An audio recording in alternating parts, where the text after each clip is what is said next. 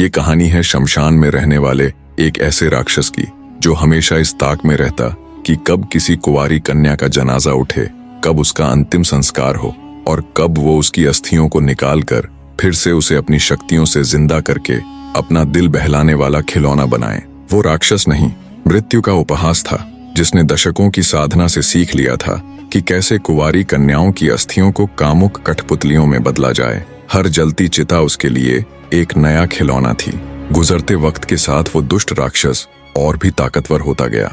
अब उसे केवल और केवल इंतजार रहता तो बस इस बात का कि कब आसपास किसी कुंवारी कन्या की मृत्यु हो और कब वो उसे पुनर्जीवित करके अपनी कठपुतली बनाए। शमशान में जब कभी किसी कुंवारी लड़की का मुर्दा शरीर दाह संस्कार के लिए लाया जाता तो उस भक्षक की आंखें चमक उठती। बीतते समय और उसकी साधना सिद्धियों ने उसे इतना बलशाली बना दिया कि अब उसकी मृत्यु लगभग नामुमकिन थी, क्योंकि उसके प्राण एक तोते में थे।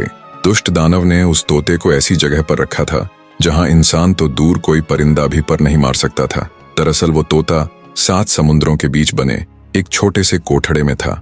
उस कोठड़े तक जाने के लिए भी 7 दरवाजों को पार करना पड़ता। उन 7 दरवाजों में हर दरवाजे के पीछे छिपी थी एक अत्यंत कठिन पहेली। उस पहेली को हल करने के बाद ही दरवाजा खुल सकता था। किसी भी मनुष्य के लिए 7 समुद्र पार करना ही नामुमकिन था, पर अगर कोई उस नामुमकिन रास्ते को पार कर भी लेता तो उसकी असली परीक्षा वो दरवाजे लेते, जिस कारण त्रैलोक्यसुर से पार पाना किसी मनुष्य तो क्या किसी देवता तक के लिए असंभव था। ज्यों-ज्यों उस दानव की शक्तियां बढ़ती गईं, त्यों-त्यों उसकी भूख भी बढ़ती चली गई। अब उस घिनौने राक्षस के लिए किसी पवित्र कन्या के मृत शरीर का इंतजार करना बर्दाश्त से बाहर होता जा रहा था। वक्त बीतता गया, दिन निकलते गए, धीरे धीरे दिन महीनों में तब्दील हो गए। बढ़ते समय के साथ त्रैलोक्यसुर की बेचैनी और उसके सब्र का बांध टूटता जा रहा था। फिर एक दिन वो हुआ जो कभी नहीं होना चाहिए था। त्रैलोक्यसुर अपनी प्रतिज्ञा की बेड़ियां तोड़कर किसी जीती जागती पवित्र कन्या की खोज में निकल पड़ा। जल्दी ही उसकी ये खोज समाप्त भी हो गई जब उसे पास के ही गांव से दिन ढलने के बाद घर से निकली एक कुंवारी लड़की मिल गई जो उस भक्षक का शिकार बन गई। हमेशा अर्धजीवित कन्याओं के साथ खेलने वाले उस दुष्ट राक्षस के मुख जब किसी पूरी तरह जीवित लड़की का खून लगा तो मारे आनंद के वो बावरा हो गया। अब तो उसका ये रोज का कृत्य हो गया था।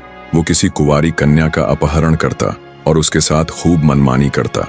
जब उसका उससे दिल भर जाता तो उसे भी अपनी पुरानी कठपुतलियों के साथ छोड़ देता, मानो वो जीती जागती लड़कियां न होकर उसका कोई संग्रहालय हो। पर जब जब धरती पर बुराई ने अपनी सीमा को लांघने की कोशिश की है, तब तब उसे खत्म करने के लिए अच्छाई ने जन्म लिया है। बने रहें।